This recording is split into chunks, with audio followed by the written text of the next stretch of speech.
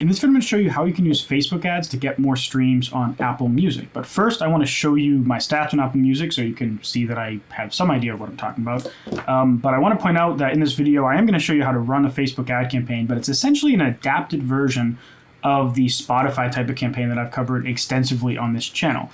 So we'll get into that when we get into the Facebook ad section. But this is my Apple Music for Artists, and if you don't have access to this, usually you can get instant access through your distributor. So like with DistroKid, at least, once you have a song out, you can just click a special button and you'll get access to Apple Music, I believe, instantly. But you can actually request access to it outside of a distributor if you're using a distributor that doesn't have that function. So right now we're looking at my lifetime Apple Music stats for my solo music under Andrew Southworth, my name. And I have 143,000 streams, or plays as they call them.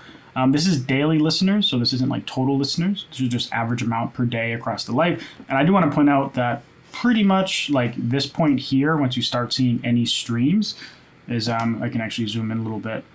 This is like 2020, like March or May 2020. So most of this lifetime is in the past 2 years as of the filming of this video.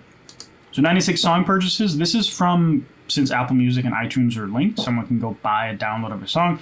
So I sell all my songs for $1 in iTunes, and this ends up being roughly 60 cents per sale in my pocket after Apple takes their fee. And Shazams are interesting and important to point out when you're promoting your music in general on Facebook, but also on Apple, because this is like an indicator of someone trying to find your song. And when you're running Facebook ads, you typically get a lot of Shazams. And if you're not familiar with what Shazam is, it's basically just an app on your phone that you can pull up when you're in like a restaurant or you hear something on the radio, and you can just tap, choose Shazam. I don't know if that'll focus, and it'll listen to like 5 seconds of the song and tell you what it is and give you links to go listen to it. So it doesn't necessarily mean they're listening on Apple, but it means they used the Shazam service, and they might listen on Apple, might listen on Tidal, might listen on Spotify.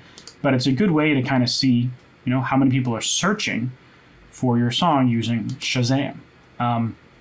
So I do want to point out a few things. So plays here, this is obviously way less than I have on Spotify, if you've seen my other videos. So Spotify, like a little over 3 million streams on my personal one, 143,000 here. So like I have 25 or so times more streams on Spotify than Apple. And this is because I don't really push Apple, so to speak. When we get to the campaign setup, I'll show you what I do. But you can, and I have actually done some tests specifically pushing Apple more than Spotify. Most of the time for me, I'm pushing Spotify first with Apple as a backup.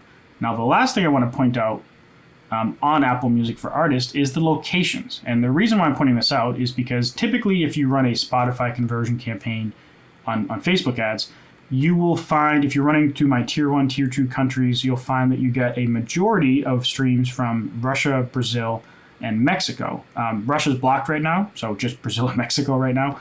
But just because those countries have a lot of music listeners, they have Spotify, and they're cheaper to advertise to than the United States and a lot of other countries. So it's just kind of like a perfect combination for getting a lot of streams from conversion campaigns. With Apple, it's different. So these are cities, not countries. We can see Tokyo and Moscow and then London and I actually don't even know where Taipei is. But what I found, if we go to places, the country list is much different here from what you'll typically see when you're running to Spotify. So the United States is pretty high. It's the number 1. But what I found most consistently is that most of the money or conversions I get from Japan, they're actually a lot more likely to go to Apple than Spotify. So even though Japan's 4th here, I spend way less money in Japan than I do in all the countries above it. And it's, for some reason, Japan tends to use Apple Music more. And it seems like the US is a decently high percentage of Apple Music, but it seems like Mexico and Brazil are nowhere to be found on here. And we can click see all, and we can see at what point do they show up. So number 8, so they're not like super low, other than Mexico number 13. Completely different from Spotify, or if I go to my top countries in the last 28 days, not lifetime, 28 days. Brazil, United States, Germany, Mexico, UK, Canada, France. Russia used to be number 1, but again, blocked right now, so I haven't been able to run ads to them for a couple months. And actually, did Spotify remove them, or am I just missing them? They might actually be blocked from Spotify too, which is Interesting. But anyways, so that's kind of the big differences between Spotify, Apple Music, how you interpret these stats, and that'll be useful when we actually go to run our campaign. Now, I do want to point out you can actually get music videos on Apple. I did a video on DistroVid, DistroKid's music video service, which is how I got this video here. So check that out if you're interested. So we're going to switch to Facebook ads right after a message from this video sponsor, Skillshare. Skillshare is an online learning community with thousands of inspiring classes for anyone who loves learning and wants to explore their creativity and learn new skills. Invest in yourself and your personal growth.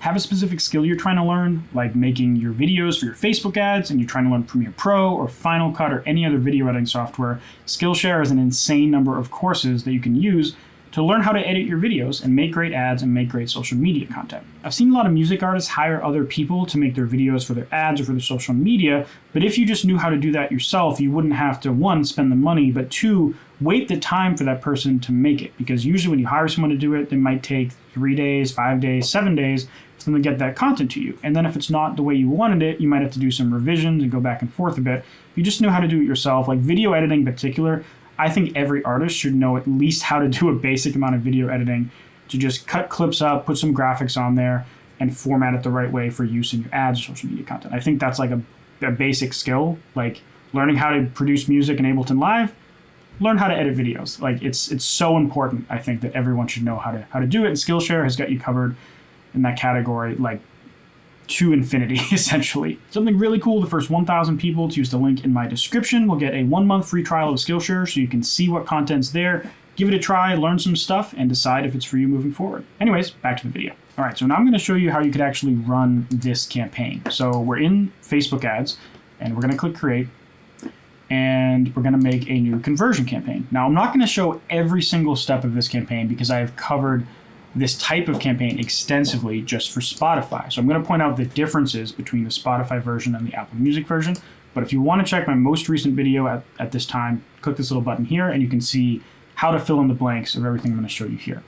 So first of all, we're just going to choose campaign budget optimization. You would name your campaign. We could flip next. And then we would choose our conversion event. Now, this is going to depend on what service you're using. Let's say I'm using Feature FM. I would choose my Feature FM custom conversion. And now we get to the things that are different between our Spotify campaign and our Apple Music campaign. So we would put in our countries here, tier 1, tier 2, or whoever you're targeting. We put in our ages for my music, a lot of the time 18 to 44-ish, depending on the song. Now, usually for Spotify, I would type in Spotify here, and then I would click Define Further. And then I would type in an artist, and let's say in this case, it's like 30 seconds to Mars. 30 seconds to Mars. Cool. So that's Spotify narrowed by 30 seconds to Mars. But we can also type in Apple Music. And this is one of the big differences. Now, don't choose employers of Apple Music. You want interest Apple Music. And this is one way you could run this campaign. Now, setting everything else up the same, if you target both Spotify and Apple, you should get a higher percentage of Apple Music people, and I have seen that to be the case when you target for Apple Music. Now, if you really, really don't want Apple Music people, you could exclude them from a campaign if you're trying to do the reverse of this. But if we remove Spotify from here, now we're just targeting Apple Music, now we're by 30 seconds to Mars. We do see a massive shrinkage in our audience. So with Spotify, we had 171,000. Remember, this is just US. With other countries, this would be millions. We take them out, and the audience size cuts in half, right? And that's in the US. In other countries, it'll cut even more substantially. So keep that in mind, how much your audience shrinks. Now, we could actually exclude Spotify if we wanted to. If we wanted to like really be sure these people are most likely to convert to Apple, but look what happens to our audience size. So these are things you can play with depending on how much you care about people going specifically to Apple Music and not anywhere else.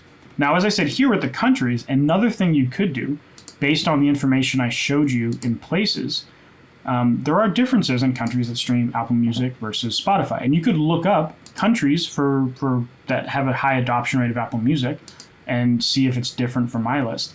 But you could kind of use this country list as a jumping off point. Like, well, based on Andrew's data, these countries stream on Apple Music. So I'm going to start with these countries.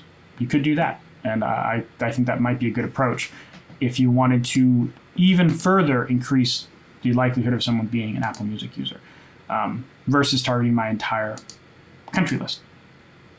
So these are some strategies you can use to get more Apple. The placements, you would do what I recommend in that other video. But now we get to the ad. And there's some few differences here as well. Some of them are subtle and some of them are major.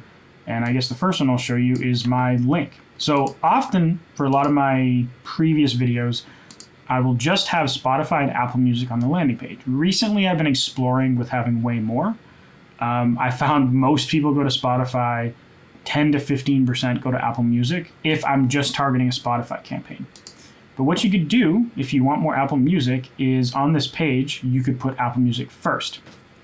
You know, believe it or not, that will make a difference, as silly as that sounds. Another thing you could do is only have Apple Music on the page. Because what will happen is, at first it's going to be awful as Facebook struggles to find the right people who have Apple Music. But then over time, they'll figure out who converts and who doesn't. And then they'll start figuring out what type of person to target for Apple Music. So those are landing page differences you can have to increase the chance of Apple Music, either just putting it on top and not having too many options here like I have here, or just having Apple Music and seeing what happens.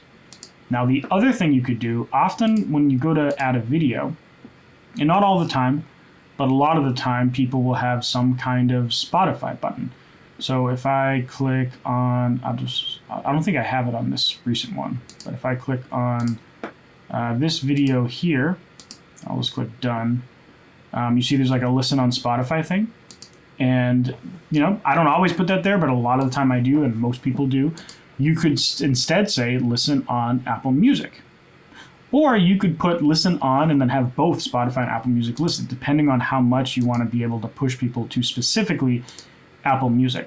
And the nice thing about with Spotify, I think it's not as required to put that there, because Spotify is much more common. It's by far the most dominant streaming platform. But with Apple, if you're really trying to increase it and make sure the right people are clicking, and so they don't get frustrated when they visit the landing page, I would put that Apple Music thing there if you're really, like, if you're just putting Apple Music on the landing page. Now, in the primary text, you could also write, you know, listen, you could write something about Apple Music. I wouldn't write, like, new song out now, listen on Spotify, listen on Apple Music. That's boring. Whoops. But you could make some reference to Apple Music in there or the headline just to further increase the chances that people know when they click this, you're trying to get them to go to Apple Music. Now, this whole video is kind of assuming you're caring specifically about Apple Music because it's literally in the title of the video. But realistically, I think most artists aren't going to be doing a lot of these things. Try them, by all means. Especially if your numbers are really skewed between Spotify and Apple, you might want to spend some money building up that audience so you don't have all your eggs in one basket. But for most people, like for what I do, I just have Apple Music as the second thing on my landing page. And then on my targeting, sometimes I'll put both Spotify and Apple Music. And then a lot of the results, like if I pull up this relatively brand new song, right now it's Sunday, this song came out on Friday, so it's only been out for a few days. If I go to the insights for it, we can see what's the spread. So this is the spread between all the different streaming services. Usually if I just have Spotify and Apple Music, I will see 85% Spotify, 15% Apple. Since I have all these other ones, it's kind of getting diluted across all of them, with still Spotify as the clear winner. And Deezer is actually more popular than I knew before filming this video, which is kind of an interesting thing. I wasn't expecting that. But we can flip over to another link and see if there's perhaps a difference. So this is the song I did prior to that. And if we go down to the sources, I did have more sources here, but Apple Music was a little bit higher, in case of 7%. But you might imagine if I didn't have all these other things, more things might have funneled to Apple, especially with iTunes having an extra percentage point. So these are all things you can do to get more streams on Apple Music using Facebook ads. And if you want to see even more videos that I'm talking about, essentially this exact same type of campaign, you can check out this playlist right here. And if you prefer an organized course with structure and videos and much more updates in my country list, you can check out this course right here and see if it's for you. Anyways, thanks for watching. Thanks to Skillshare for sponsoring this video, and I'll see you in the next one. Bye.